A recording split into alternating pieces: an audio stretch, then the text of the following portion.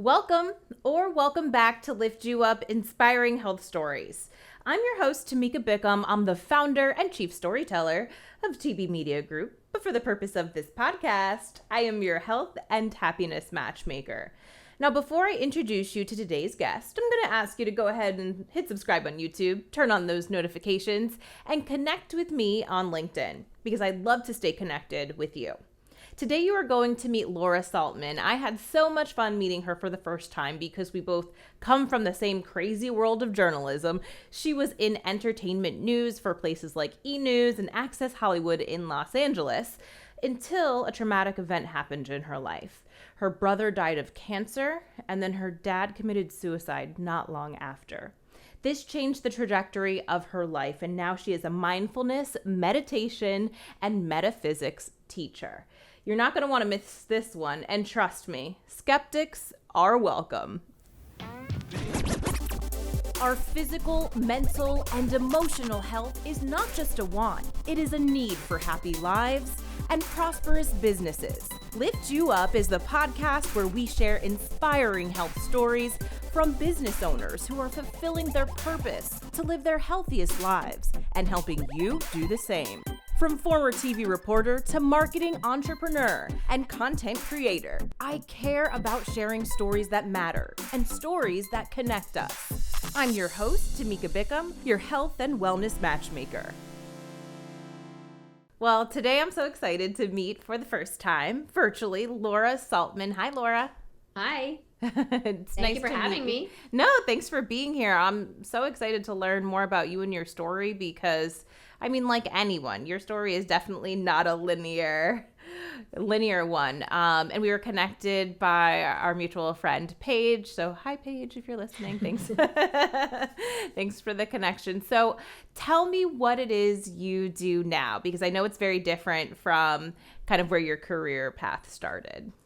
Yeah, well, I started as an entertainment reporter and I was working for Access Hollywood, doing red carpets, on camera stuff, interviewing celebrities, going to the Oscars and the Emmys and Golden Globes and wearing fabulous glamorous gowns and getting my hair and makeup done and just doing all these amazing things. But, it was the dream I always had as a child, and I lived that dream. And then I lost my brother to cancer in 2013. And that really sent me just in a completely different direction. It sent me soul searching, trying to figure out what my next step in life was. And then my dad, after my brother passed, he ended up kind of going into a spiral of depression and struggling with his mental health. And he ended up dying by suicide. And then I really was like, okay, I just don't feel like this is my calling anymore. And I just want to just take some time and figure it out. And I decided to go more into the behind the scenes of actually trying to create content that was putting good into the world. And I'm still trying to do that now. So thank you for what you're doing, because it's so important that we see people's stories that are going to lift us up instead of always the negative, news cycle that we see nowadays, especially with, social media.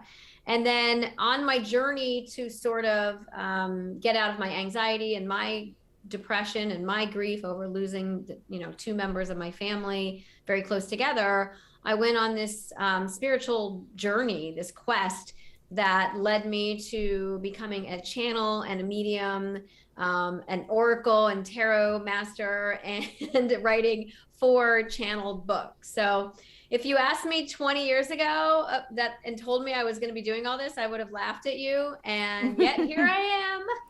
Oh my goodness. Okay. Well, first, I'm so sorry to hear about your brother and your dad. I can't imagine how difficult that was. And how long ago was that? You mentioned your brother passed away in 2013. Yeah, so my dad was in 2015. It was about a year and a half in between. And so it's coming up on 8 years. Actually, my brother's birthday is this week. He would have been 55. So, that's one of those days that always are difficult when someone you love, especially someone younger, passes on. So he'll be with me in spirit, as he always is. I always have my little butterfly here on my desk. This is my crystal. It's beautiful. Because butterflies are just a message always from spirit. So the butterflies remind me that they're always around us, always there to guide us when we need them. So you had that experience. You were still in entertainment news at the time. Yeah. And like you said, I mean, I resonate with so much as far as what you're saying, like the 24-hour news cycle, so much of it is negative.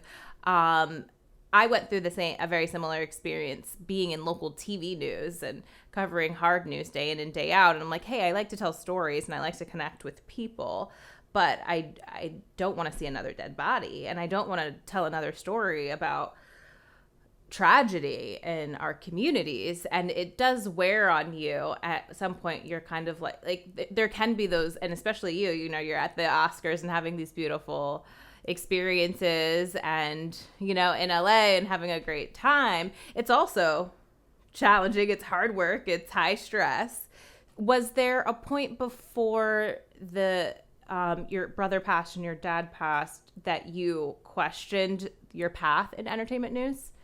Yeah, absolutely. Because when I first started in entertainment news, there was only like 5 outlets ever at any event. So, you know, we really had autonomy back then to be, you know, and there was never an instant where you weren't getting to interview people and you felt like very special because you got to engage with celebrities. And they didn't have their trigger suit on.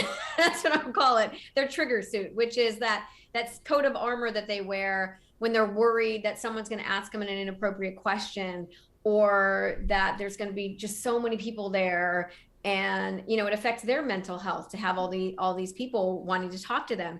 And then slowly over the years, what ended up happening is these red carpets would grow and grow and grow, and they'd go from 5 outlets to 10 to 15. By the time I left the industry, you would go to events, especially like Disney. Disney always had huge red carpet events, and there would be like 150 outlets there.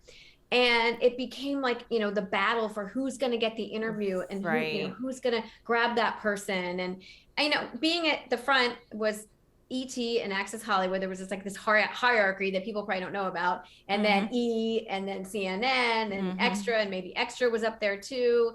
And so usually you would get that. But then what ended up happening was these celebrities were getting overwhelmed with how many people they had to talk to in a given time period. And then of course, as I saw the industry change from like really wanting to dive deep into you know, movies and TV and music and all that stuff, it all became about the D's: death, divorce, drugs, all of those things. It was all that negative stuff that everybody wanted to know about. It was gossip and gossip and like it was too much. It was overwhelming, and it just Clickbait. It wasn't what I wanted to do. I didn't want to talk about people's divorces and their rehab stints and who was breaking up with who and who did bad things. So it did start to weigh on me that it wasn't who I was anymore.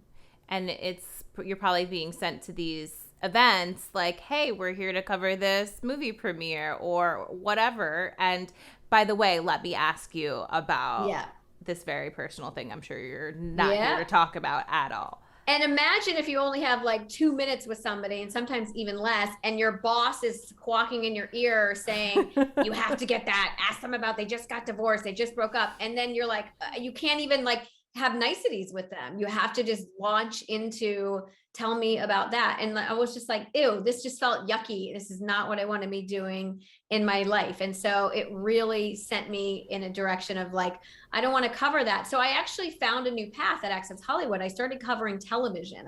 They called me the dish of salt there. And that was my TV beat. And that sort of got me off the red carpet beat of always having to be around celebrities where I had to ask those type of questions or doing junkets for movies. And so I found kind of like, I fell into like American Idol backstage and The Voice backstage and Dancing with the Stars. And those were like nice and warm and fuzzy, and people were happy, and you know, they didn't have the same amount of pressure on them as these A-list stars do. So that definitely changed, like where I was able to stay for a while longer than I you know, wanted to. But then after my brother died, then I really was like in that soul searching of like, is this what I really want to be putting out into the world? And so that's where I ended up trying to create programming that was putting good into the world. I really got interested in holistic health as well, because my brother was an environmental scientist and climate change and things like that. And I just wanted to put good, happy, light, positive things into the world. Was there a moment that it came to you like, hey, this is what this change should be? How did you know that that was really the right direction as you were going through the soul searching? Flying blind. I had no idea. I didn't know. I just knew I wanted to do something. So I actually followed in my brother's footsteps with the holistic health. And I started a food blog called Dish Detox. And it was all about how to take just different recipes and make them with like natural, organic, non-GMO ingredients. And I kind of followed that path, and I started doing a blog, and it was good, but it wasn't what I was meant to be doing. And so it didn't like fulfill me in the way. It was more to honor my brother's memory, which I was just working with a client earlier, actually, and someone had passed away in their family, and they were doing something that was honoring that person. And when I connect to him in spirit, he said to them, like, do what's in your heart, not to honor me, because I'm good. Like, they don't need us. Spirits on the other side, they don't need us to, you know, do shrines to them and do everything in their honor. Like, that's really an earthly human thing that we have to do. So once I started taking all these like mediumship and clairvoyance classes and working with meditation teachers, all of a sudden like a new flame lit inside of me. And I knew that this was what I was meant to be doing. And then once I had that spark back, the same spark that I had when I was in college, and I knew I wanted to be an entertainment reporter, that flame got ignited again. And that's when I started just completely putting myself in that lane and staying there, and have stayed there ever since. I love that. Did you start taking those classes for your own, like as part of your own soul searching, like you mentioned, and then it was by way of like being in that spiritual journey that you were like, hey, I want to help other people and I want to learn more about how to implement this? So it was for me in the beginning to help heal myself. And then once I started to heal, that's when I was like, wow, this stuff really works. I want to help others. And then from that sense of wanting to help others, that's when I just kept going full throttle into it. And now it's fun. Like, I have so much fun. It's so like, it makes me as giddy as showing up on a red carpet behind the scenes at American Idol. To go, I do a lot of like Insight Timer, Instagram Lives, Clubhouse, giving readings to people, pulling tarot and oracle cards, and I just get giddy. Like, I love it. It's so much fun. Tell me about an average day for you now. Well, an average day for me is it's the less doing, more being way of living. So when I was working for Access Hollywood, I was doing, hustling. I would work 10, 12, 14-hour days. And then as I made this shift, I really didn't want to work as much. I would have worked those hours without question. I worked weekends, nights, doing all those things, going to red carpets. And as I started coming into this career, I really didn't want to work as many hours. So I actually work way less than I did. I tried to prioritize meditation and going to the gym and making healthy food over work. And so I try to keep my schedule down to 3 or 4 hours of actual work time. So I do work for a company called Wellness Coach, which is an app you can download on your phone, and it's got mindfulness and meditation, and we do live talks all about wellness and mental health. And so I host, so I'm still doing hosting. So I host talks for them almost every single day. And then I have one-on-one clients that I do readings for, where I'm either reading tarot or oracle, working as a medium, as a channel, or as like a spiritual life coach to help them through challenges in their life. And I usually have 2, sometimes 3 clients a day. I try not to do that many clients because it is difficult. It does take a lot out of you energetically to do this type of work. And then in the night, I'm back to my being time, which is journaling, meditating. How would you describe the person that you are today versus the person that you were, let's say, 10 years ago? I think I'm the same person with just less of a stressful, like in your face personality. I think I was very ambitious, sort of climbing over people that to get ahead. And that worked for me great in the career that I had working in entertainment news. But to me, now I'm all about where that was all ego and it was all like, look at me. And I get to be on red carpets and I'm interviewing celebrities and look at me in my pretty gowns and all my hair and makeup. And now I'm all about, look at you. Like, this is how you can live your life and be happy. This is how you can bring forth the things that you want. This is how you can live out your dreams without all the hustle. So I've become someone who wants to help heal others rather than only worrying about me, myself, and I. Okay, I'm writing down something you said. Live out your dreams without all the hustle. Yeah.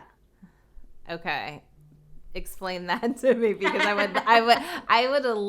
would love to figure that out. Yes. Well, I've now written 4 channeled books. So I'm a metaphysical teacher. So I teach the laws and principles of the universe, is what people would call it, our infinite intelligence. And there's laws just like gravity. So the law of gravity says what goes up must come down. If I drop a pen, it's going to drop to the ground. Well, it's the same with what we call, and many people have heard of this now, it's law of attraction. And that is that which is likened to itself is drawn. So whatever is going on within you is what you will ultimately draw to you. You become like a magnet for any feeling, any emotion, anything that's going on. So when you get into a state of busy doing, I got to do this, your body goes into stress mode. It goes into panic mode, and you become a magnet to just keep in the stress. If you slow down, if you just see what you want to create in front of you, then you could ultimately create it for yourself, not from that hustle, but from that state of being. And there's more to it. There's a lot of metaphysical concepts that people would never understand right now because they're just not ready to hear it. But essentially, one being that whatever you're dreaming of, whatever you desire, you're desiring it for a reason, because it exists in some infinite place. You've already been that thing. So if your desire is to be the next great talk show host and to have a show on a big network, it's your desire for that comes from the fact that somewhere you're already there. You just have to catch up to it. And you're running on a treadmill and a hamster wheel when you're trying to catch up to it in your doing. When you're trying to catch up to it on this side and you're just like, oh, I see the vision. Come on, bring it to me. I'm good. You're going to get there much more quickly. There'll still be a wait time. There still is what we call a lag time here on Earth between the thought and the actual manifestation of it. But you're going to get there much quickly. Most people will never take that path because they won't believe in it. And ultimately it comes back to what we believe. But if you truly, within the depths of you understood this law, then we could all create the magic that we want in our life. Yeah, I've definitely had that conversation with several people on this podcast as well, like setting the intention and just ways to slow down, be more present, and incorporating just so many. I know there's so much involved in it and like different aspects. But you said something interesting as far as most people won't take that path because they won't believe it. Why do you think most people won't take that path? Because we like to see proof, right? The proof is in the pudding. We always want to see proof. We want the proof, and we want things now. Right. We will not wait. So the minute that something isn't coming to us, we get back into our doubt and our fear and our worry. And those are the things that kill all of those dreams. So because your lag time might be 3 to 6 months. It might be a year even, because maybe that thing it's just not there yet. You're not there yet. Or maybe it's not time on the infinite timeline for you to get there. So if you fear and doubt and worry about your timeline, then you'll just stop yourself from getting there. And belief is cultivated. Belief is a very hard thing to get to because we have so much physical proof with our physical eyes of it not being possible. So our physical eyes are going to fool us into saying, forget it, it's never going to happen. And it's only when we close our physical eyes and open up what's called our mind's eye, our third eye, which can see beyond the physical, that we can truly see what is possible for us. And that's how we build true trust and faith and belief. And that comes through meditation, mindfulness, prayer, things like that. And it takes time. I mean, I've been doing this for 8 years now, and I've seen the proof hundreds to now thousands of times. Is there an example that you can share? Yeah, so I'll just give you a recent, two examples actually. So I went to Los Angeles, and I had taken a 2-week vacation, and I wasn't sure. I felt bad because I wasn't gonna be able to work, and I wasn't gonna have any money coming in. And I was just like, well, you know what? I just know and trust and believe that if I spend the money, it will return to me, because that is one of the laws of the universe. Like, we have to give in order to receive. And I spent at least $6,000. And so I came back, and within 24 hours of coming back and knowing that the bills were going to come in, I opened up my bank account, and I had been waiting for some money to come in. And sure enough, it came in exactly the day after I got back from that vacation, which was the exact amount that I had just spent. And it was right there for me. So when I trusted and had faith that the money would show up for me, it did. And it literally just happened to me 2 days ago, where I went to Costco, and I was telling someone on Clubhouse actually how the cycle of constantly having to go to Target and Costco and buy all these things drives me crazy. And it's so aggravating. It's like, as soon as I spend the money, then it just comes right back to me. And so sure enough, I went to Costco after that conversation, and I swiped my card, spent the money, and then I walked out of the checkout, my phone dinged, and I got a client that booked. Like, it was like,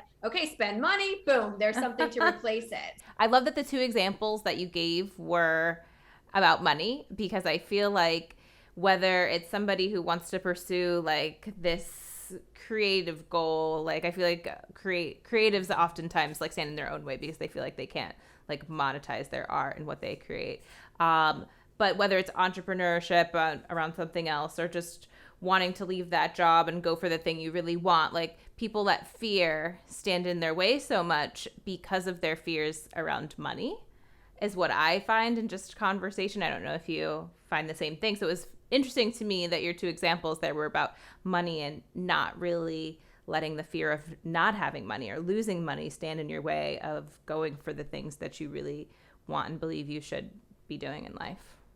Well, when we live in a collective where the 1% have all of the wealth, then you are tied to the collective beliefs of scarcity and lack. So getting rid of that belief is a really difficult one. But we've seen examples of people who have gotten rid of that belief, who have brought great wealth to themselves. So it is definitely possible, but it takes a lot of mind work to get yourself to that place. And so that's where I think law of attraction, while it is a universal law and it is true, I think it can make people frustrated and anxious and cause a lot of stress, because people hear all these others who are doing it and they can't do it. Well, I can't do it. Why is it not working? You have to allow things into your experience and just let things land, rather than, I call it the chasing the bag syndrome. And if you ever like are in a grocery store, well, fortunately we don't use plastic bags as much, thankfully. But when we did, if the bag would like float away all of a sudden, and then you start chasing after it, ultimately your momentum pushes the bag away, and then it just keeps going and going and going. But if you just kind of stood back and just let it land, eventually that bag is going to land somewhere, maybe a little bit further away than you wanted it, but it'll land somewhere for you. So we have to get into this state of being where we allow things to just land at the time that they're ready to land, not when we want it, because that never works ever. So for people, like, let's say somebody's hearing this and they're like, I want to tap into this, I want to learn how to do this, but they're skeptical, because I'm sure, you know, you mentioned you're on Clubhouse, like wherever it is, I'm sure you're coming across skeptics. Oh yeah, I love skeptics. So what do you tell skeptics? I once did a reading for a client who I nailed 100 details about her life, about people in spirit who had crossed over. I'd never met this woman in my life, and knew all these different things. But I also knew she was still a bit of a skeptic. And so I got one detail wrong, and it was a big detail. But remember, of 100 details, I got 98 details right, and I got 2 things wrong. But one of those was a major detail. And it was that she had a brother who had crossed over, and I voiced it as a sister who had crossed over. And though everything else was right and she was crying and bawling during the whole session, we had a mutual friend. And of course, she called the mutual friend afterwards and told the mutual friend, like, oh, but she got this wrong. So she focused on the two things that were wrong rather than the 98 other things that were correct. So, and that is because if you are a skeptic, you're always going to be proven right. No matter what we think on this planet, you will always be proven right because of that law of attraction, because you will attract what you are and what you think and believe. But in the same vein, if somebody comes to me who is very open, very confident in, you know, who they are and why we're on this planet, then you will get some immensely stark, incredible details. And I just had a client this afternoon who was like that. And they were both very open and clear, and someone in spirit like popped right in with all of these incredible details about, you know, what happened and how they passed. And that's because they didn't have that, because you get what you expect. You become that magnet. So when someone like that, for instance, comes in for a reading and they get that information, how do people typically use that, or how does it help them? It's cathartic. I mean, I think it's a healing mechanism. I think to know that your loved ones are not just boom gone, that they're truly with you, and that we don't just end, our life doesn't end, that we just transition into a different form. I think it's really healing and cathartic. But that's the, you know, spirit messages. But when I read oracle and tarot cards for people, or I'm doing like life coaching, I mean, I've seen people turn their entire lives around. But in the same vein, to be perfectly honest, there's plenty of times where someone will come and they'll hear a message and it'll go in one ear and out the other ear, and they're just not ready for that message to be heard. It's not what they're going to get at that time. It might land 6 months later. It may never land.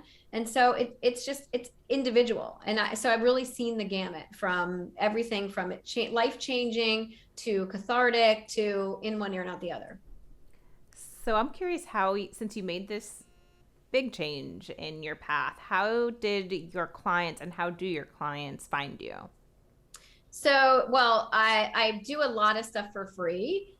Just because I do want to help people heal and get their messages. And the more of us who heal ourselves, the better this entire planet will be. So it comes from that wanting to have a better place to live. So I do a ton of stuff on Insight Timer, which is a meditation app, Wellness Coach, which is an app where all of our community classes are live. I do live stuff on Instagram, and I'm on Clubhouse. And then I also work with clients one-on-one, who can find me at my website, which is laurasaltman.com. And you can, you know, book private sessions. I do group sessions. I also teach classes. I have an upcoming spiritual development class coming up as well. So there's lots of different ways to get the messages and to hear what you need to hear. You mentioned heal. And it's so funny because I've interviewed several, and this has been like a theme as of over the last couple of months on this show, because it's something that I'm personally like just been tapping into more. And I've asked the question specifically of licensed mental health therapists, like, do you think we all need healing? And everyone with like, out even thinking about it, has been like, yes, everyone has traumas. Everyone needs healing. I'm so interested to get your thoughts and your take on that. Well, I would go back to A Course in Miracles, which says that you think you have many, many problems, but you only have one, and that is your separation from source. So that is us separating ourselves from this infinite intelligence and believing that we are here all alone in these physical bodies, with these journeys that we're on, with these challenges, and that we have no one or nothing to help us through. And that's just not the case. So every upset, every challenge, every trauma, everything we go through is because we're trying to come back to our true, pure, honest self, which is unconditional love, which is God, which is source, universe, infinite, whatever your word for it. So it's just getting ourselves back to that. But ultimately, we all have to heal ourselves. So it is a healing thyself journey that you have to go on. I don't think you realize until you're older that everybody has challenges. that Right. nobody's perfect and nothing is perfect. And we all have similar challenges and different challenges. And it's all part of this magical experience called life to guide us back to our true self, which is unconditional love.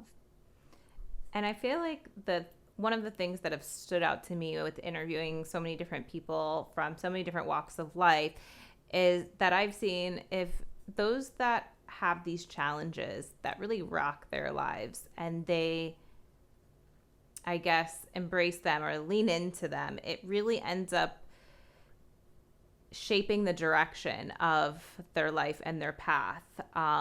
Even just your example as well. Like, look at the different direction that your path took. And I mean, I've talked to so many different people who have had life-threatening, experiences that have just totally, kind of recentered them and caused them to kind of pause, take a look at where they've been, but where they really want to go.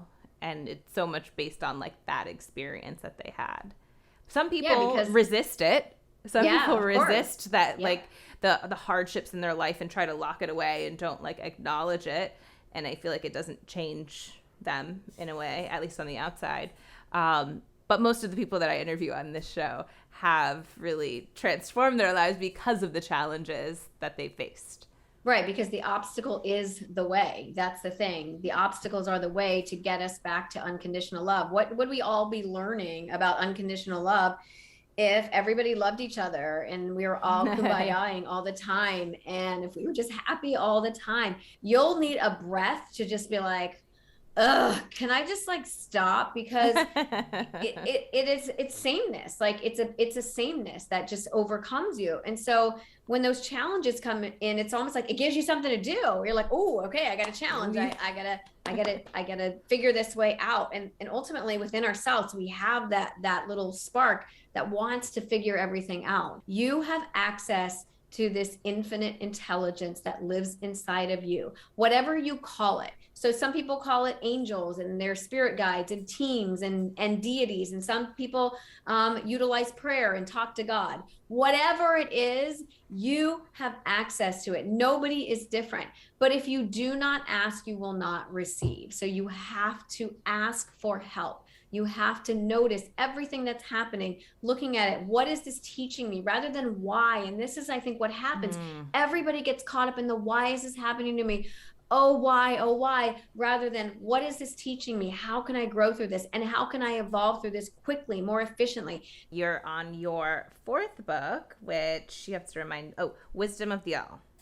Yeah, Wisdom of the All. So I've written 4 books, and the first 3 are very channeled. They're like a Q&A, asking all these big life questions of why are we all here and why do we all hate each other and why can't we stop destroying our planet and talking trash about each other, and like all the questions we all have, I asked in these first 3 books. And then the next book, this Wisdom of the All, which just recently came out, is really like a workbook. So it's a little bit of that question and answer style, but then it's like 13 exercises to do that'll help shift your consciousness, bring more awareness to the journey that we're on here in our physical bodies on this earth, in this time-space reality, to help evolve you, ascend you. And it's got a beautiful message at the end, which is even those things that come from fear actually are love, because ultimately people do things out of fear because of unconditional love, whether they believe so much in their cause or they believe so much that they're doing good for the planet, not realizing it's coming from fear. So ultimately everything is love, even if it looks like fear. Love it. That's great. Laura, is there anything else that I didn't ask that you want to add? No, I just would implore everyone to find that spark within yourself, to cultivate it, and to rely upon that higher source, whatever it looks like for you, and know that we are never alone and we have access to that infinite intelligence within ourselves. I love that. You're just like a ray of sunshine and like such good energy, and like made me feel all the positive vibes. Like, it's a good feeling when you have that and like a mutual understanding. So it's great. Tell everyone how they can find you, learn more about you, connect with you. Well, thank you for having me. I loved our conversation. So you can find me on my website, which is laurasaltman.com. And if you go to the Work With Me tab, you can find out what type of stuff I do. And you can find me on Instagram at Laura Saltman. I'm on Clubhouse every day in the Power of Art Club, and Insight Timer. Follow me on Insight Timer. If you've never meditated, come to Insight Timer and do a guided meditation, because guided meditation is a different form of meditation. It's more like an exercise than an actual meditation. So for first timers, it's a really great way. So you can find me there, and I hope to ascend with you. Insight Timer. I love it. I'm going to link to all that below in the show notes so that everyone can find that and learn more about you. And, thank you again so much. I look forward to staying connected. I loved all the little nuggets that Laura had to share that I will definitely keep handy and close by. Less doing, more being. We could all use a little more of that in our lives, right? I know I could. And the obstacle is the way. I loved all of these topics around healing and healing others. I thought she had great information to share. I loved connecting with Laura. So if you want to connect with her as well, her information is down below in the show notes. And hey, if you're not connected with me, make sure you do that too. If you haven't already, all my information is below in the show notes, but you can find me all the places: LinkedIn, Instagram, Facebook, YouTube, Twitter. Make sure you hit subscribe on YouTube because you don't want to miss out. Oh yeah, and turn on that notification bell. That's right. You don't want to miss out when we're back next week on Monday. Every Monday we have new episodes. But until then, because I know I'll see you back next week, stay happy, stay healthy.